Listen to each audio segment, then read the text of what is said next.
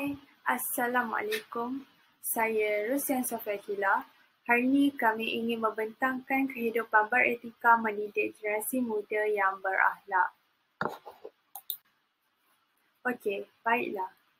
Kehidupan beretika pada masa kini sangat membimbangkan, terutama sekali daripada golongan generasi baru.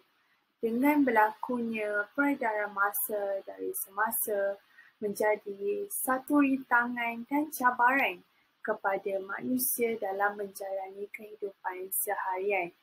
Pada zaman moden ini, kita dapat lihat generasi muda lebih mementingkan wang ringgit atau bersikap materialistik dalam kehidupan sehingga sanggup mengabaikan kepentingan beretika.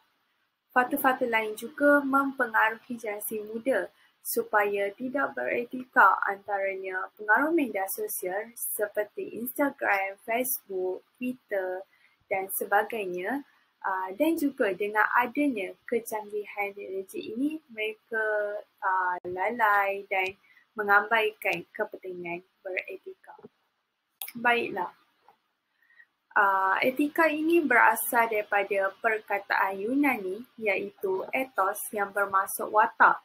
Nilai-nilai moral ini sangat berkait rapat seseorang individu dalam sesuatu perbuatan dan tingkah laku. Antaranya sikap yang beretika dalam menjalani kehidupan seperti bersikap jujur, amanah, bersopan santun, berakhlak dan sebagainya. Manakala yang tidak beretika seperti menipu, tidak amanah, tidak sopan dan juga perbuatan yang negatif. Beretika ini perlu diterapkan dan perlu diambil berat kepada generasi muda pada masa kini supaya sikap dan tingkah laku mereka lebih bersasiar bukan sahaja untuk diri sendiri, bahkan memberi kesan yang positif kepada masyarakat dan orang sekeliling, terutamanya ahli keluarga kita. Tingkah laku yang bersasiar ini memberi kesan, terutamanya mencerminkan siapa diri kita, keluarga, masyarakat dan juga negara. Dengan itu, setiap individu hendaklah mengamalkan sikap yang berakhlak dan beretika, terutamanya generasi muda dalam menjalani kehidupan seharian walau di mana jua ia berada. Pembentukan etika seseorang individu adalah berbeza mengikut beberapa faktor dan keadaan sekeliling. Antara faktor pembentukan etika bagi seseorang individu, terutamanya dalam kalangan generasi muda, ialah pengaruh keluarga, pengalaman hidup, pengaruh rakan sebaya, pengaruh nilai dan moral peribadi seseorang, serta faktor keadaan sekeliling. Faktor pertama bagi pembentukan etika individu ialah pengaruh keluarga. Institusi kekeluargaan memainkan peranan penting dalam pembentukan etika individu, terutamanya generasi muda. Hal ini disebabkan amalan nilai murni dan perilakuan yang baik yang diamalkan oleh ahli keluarga, terutamanya golongan ibu bapa, dapat membentuk nilai peribadi yang baik dalam diri anak-anak mereka. Contohnya, ibu bapa perlu menunjukkan sikap saling hormat menghormati sesama manusia, terutamanya kepada yang lebih tua terhadap anak-anak mereka agar anak-anak dapat mempelajari sikap tersebut dan diamalkan dalam kehidupan harian mereka. Faktor seterusnya ialah pengalaman hidup seseorang individu. Sesuatu peristiwa yang baik atau yang buruk yang dialami oleh seseorang individu boleh membentuk etika dan sikap peribadi individu tersebut. Ini disebabkan tingkah laku dan kelakuan generasi muda bergantung terhadap situasi peristiwa yang mereka alami. Jika ia peristiwa yang baik, maka baiklah ia. Malah jika ia peristiwa yang buruk, maka buruklah ia. Seterusnya, pengaruh rakan sebaya. Pengaruh rakan juga mendorong individu dalam mengubah etika diri sama ada baik ataupun buruk. Pengaruh rakan ini dapat dilihat dari sekolah, tempat kerja maupun rakan di media sosialnya. Etika individu kebiasaannya dipengaruhi oleh rakan sebaya kerana golongan remaja lebih mempercayai rakan-rakannya kerana mereka lebih rasa rapat dan beranggapan memahami pendapat antara satu sama lain berbanding keluarga atau yang lain. Jika rakan mereka mempunyai nilai moral yang baik seperti jujur, amanah dan bertanggungjawab, maka ia akan membentuk etika dan nilai yang baik. Jika rakan tidak mempunyai kelakuan yang baik seperti mencuri atau membuat keganasan, maka kemungkinan perkara yang negatif akan terjebak atau menjadi ikutan rakan yang lain. Bergaul dengan rakan-rakan yang mempunyai budi pekerti yang baik merupakan antara salah satu cara yang berkesan untuk menanam nilai dan etika dalam diri. Ini kerana naluri manusia, terutamanya golongan belia, cepat terpengaruh dengan rakan dan teman-teman rapatnya. Yang seterusnya ialah pengaruh nilai dan moral peribadi. Nilai dan moral peribadi juga dapat mempengaruhi etika seseorang. Sebagai contoh, seseorang yang terlampau mengajarkan kekayaan dan harta akan menjadikan itu sebagai keutamaan yang terpenting yang perlu dikejar untuk kemajuan dan pengiktirafan diri.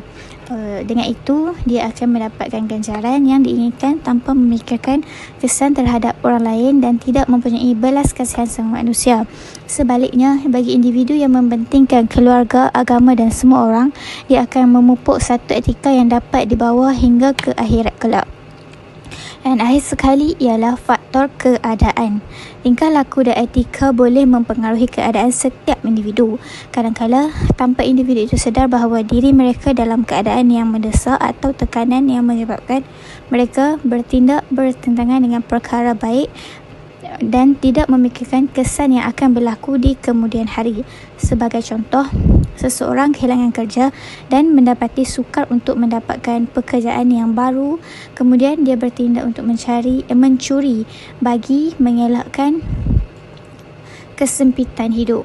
Perbuatan ini memang perlu dielakkan kerana terdapat kesan yang berpanjangan di masa hadapan. Oleh itu, setiap individu itu yang mempunyai masalah perlu meminta pendapat orang lain yang dipercayai ataupun kaunseling supaya nilai etika itu dapat dipupuk dan diamalkan, terutamanya golongan muda yang sangat tidak berfikiran panjang dan melakukan perkara yang tidak bersifat terbuka.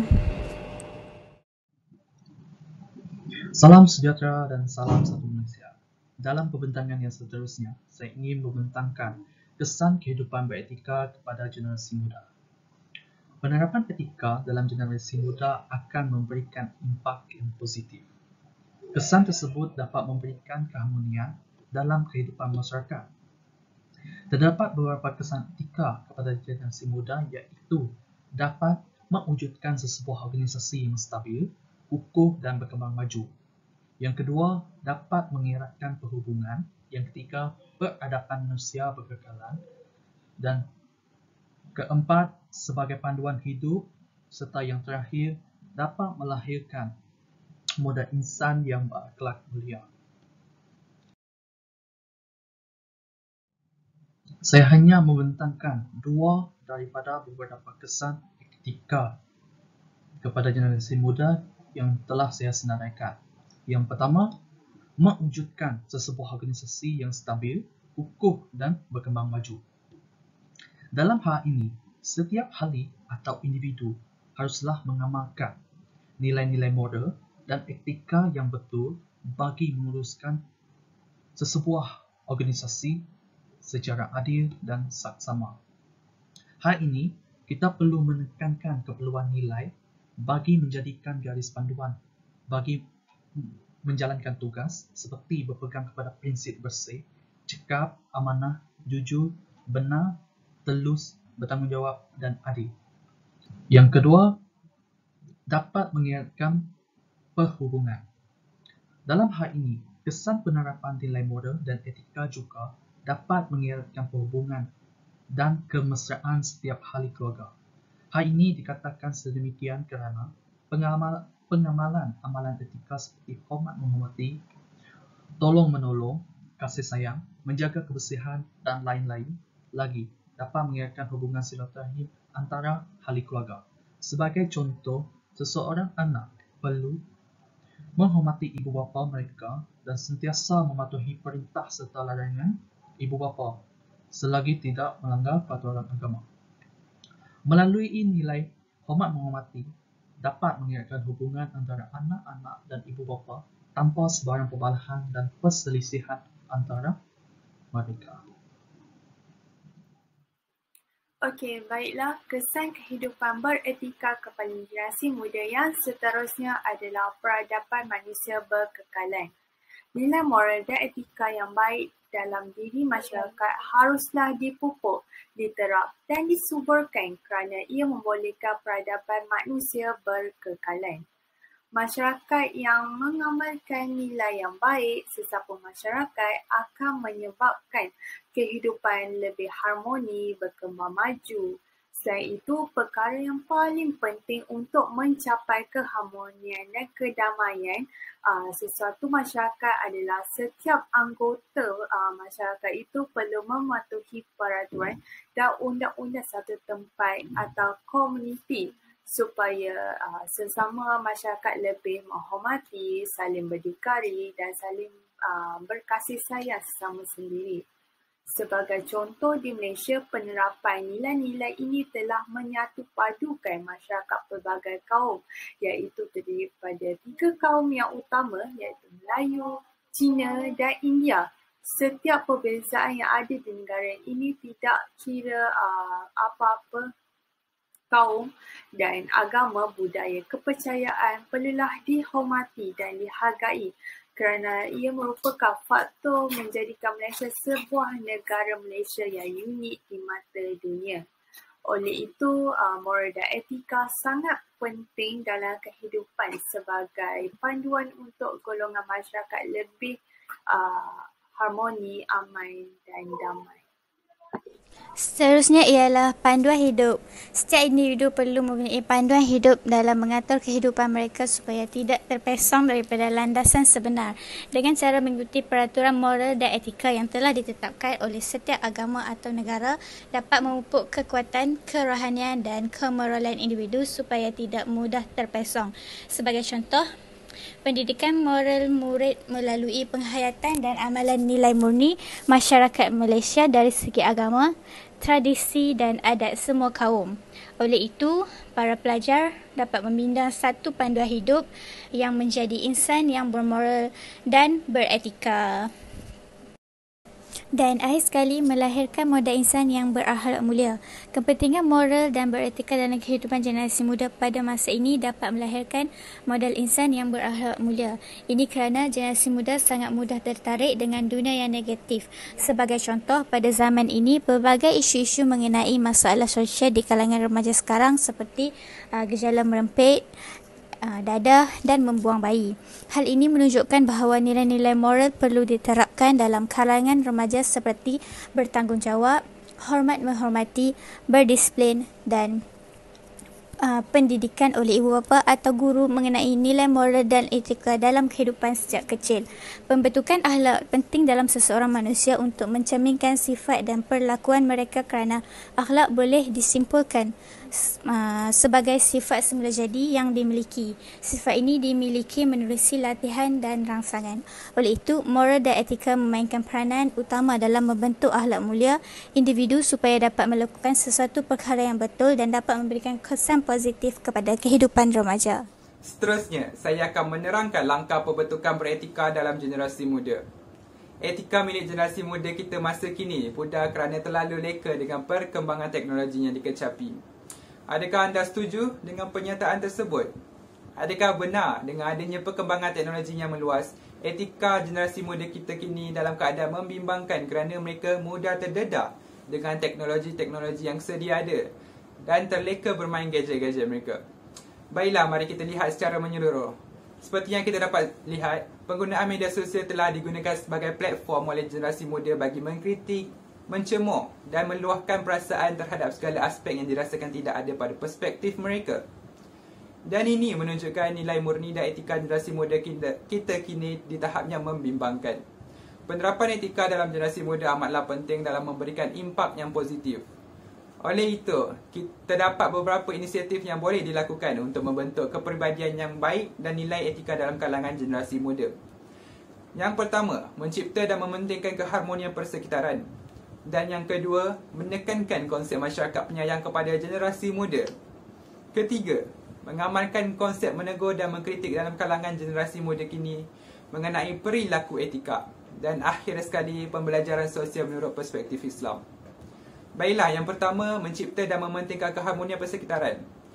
Seperti yang kita tahu, persekitaran yang harmoni ini memainkan peranan penting dalam pembentukan etika generasi muda, terutamanya di rumah dan sekolah. Hal ini demikian kerana mencipta persekitaran dapat membantu serta menggalakkan generasi muda supaya berkembang, membangun serta hidup dalam aman dan harmoni dengan mementingkan keharmonian persekitaran di samping dapat memberikan ketenangan kepada semua generasi muda. Seterusnya ialah menekankan konsep masyarakat penyayang kepada generasi muda. Masyarakat dan pihak berkepentingan perlu menekankan konsep penyayang, mengambil berat serta prihatin dalam kalangan generasi muda. Konsep masyarakat penyayang perlu diterapkan dalam kalangan masyarakat untuk menghasilkan sesebuah etika yang perlu dicontohi oleh generasi muda. Konsep penyayang sebenarnya berakar umbi daripada pengagihan serta pemupukan nilai murni daripada golongan dewasa kepada golongan yang lebih muda untuk dijadikan teladan. Secara tidak langsung, konsep masyarakat penyayang ini telah mengutamakan definisi mengambil berat dan prihatin yang perlu ditekankan bagi memupuk generasi muda yang lebih beretika.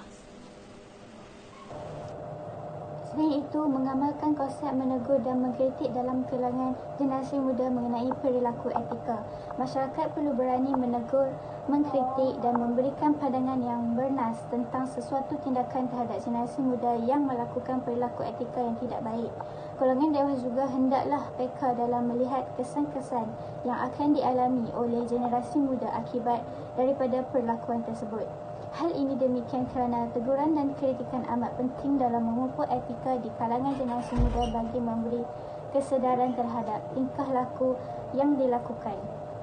Di samping itu, konsep saling tegur-menegur ini memang digalakkan dalam agama Islam terutamanya kepada generasi muda bagi mengembalikan kesedaran berfikiran yang sewajarnya terhadap etika dan tingkah laku yang dilakukan.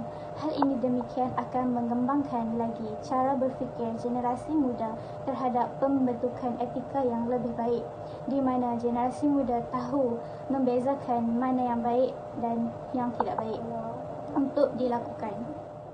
Langkah terakhir bagi pembentukan etika dalam generasi muda ialah pembelajaran sosial menurut perspektif Islam. Sejak zaman persekolahan lagi, kita diajar untuk menilai sendiri etika berdasarkan pembelajaran PMP yang diberi oleh pendidik atau guru di sekolah, terutamanya dalam subjek pendidikan Islam dan di sekolah-sekolah agama. Bagi institusi pengajian tinggi, program atau aktiviti sosial berdasarkan Islam seperti ceramah, berpidato, berdebat dan sebagainya boleh dijalankan bagi menarik minat golongan remaja. Ini bagi meningkatkan daya kerohanian dalam diri remaja yang mendorong pembentukan etika yang baik bagi generasi muda. Dalam perspektif Islam, kita dapat lihat sebenarnya kehidupan seseorang yang beragama dapat diistilahkan sebagai amalan kerohanian yang boleh memberi pengaruh besar terhadap pembentukan personaliti dan juga tingkah laku seseorang manusia. Baiklah, di sini saya akan memberikan beberapa cadangan yang telah kami kemukakan agar semua pihak memainkan peranan masing-masing dalam membentuk generasi muda yang berakhlak dan beretika dalam kehidupan seharian mereka. Cadangan yang pertama yang kami kemukakan iaitu daripada pihak ibu bapa yang menjadi suri teladan kepada anak-anak perlulah memberi sepenuh komitmen secara menyeluruh supaya mereka menjadi generasi muda yang mempunyai budi pekerti yang baik, beretika dan berakhlak mulia. Cadangan yang kedua iaitu pihak kerajaan mestilah memberi perhatian kepada generasi muda dengan menganjurkan program atau kempen kesedaran kepada generasi muda berkaitan kepentingan beretika dan berakhlak dalam kehidupan. Bukan sahaja kepada masyarakat, bahkan dapat mencerminkan imej baik negara.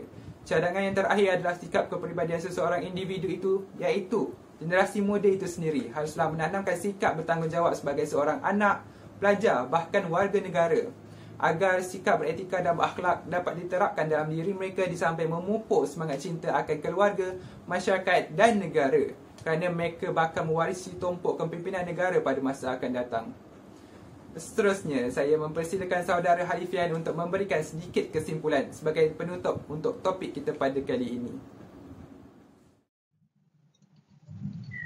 Kesimpulannya, moral dan etika adalah sesuatu perkara yang sangat penting yang ada dalam setiap masyarakat bagi diaplikasikan dalam kehidupan seharian mereka. Moral dan etika, satu amalan, perlu ada dalam diri manusia supaya segala tindakan mereka tidak menyeleweng dari norma sosial yang tidak diingini dalam kehidupan bermasyarakat. Moral dan etika baik dalam melahirkan insan unggul dan utopia. Dalam pengertian lain, moral dan etika ialah budi pekerti atau kesusilaan. Pada umumnya, kedua perkataan itu tidak membawa banyak perbezaan dari segi makna. Kedua-duanya merujuk tingkah laku baik atau buruk mengikut penilaian dalam sesebuah masyarakat kita. Dengan sedemikian, moral dan etika mempunyai kepentingannya dalam masyarakat kerana merupakan peraturan hidup perlu dipatuhi dalam memberi panduan terhadap hidup seseorang dan akhlaknya agar dapat melahirkan masyarakat harmoni, aman dan damai. Dalam kehidupan seharian, ia menjanjikan pelbagai mesej secara langsung dan tidak langsung. Bagi mesej yang boleh dijadikan sebagai panduan kehidupan, mesej-mesej ini syarat dengan pelbagai elemen moral dan etika. Hal ini dapat kita lihat dalam tempoh perkawalan pergerakan iaitu PKP. Seharusnya kita gunakan untuk muhasabah diri dengan mencari moral dan etika terlucut dari jiwa kita. Sekian, terima kasih.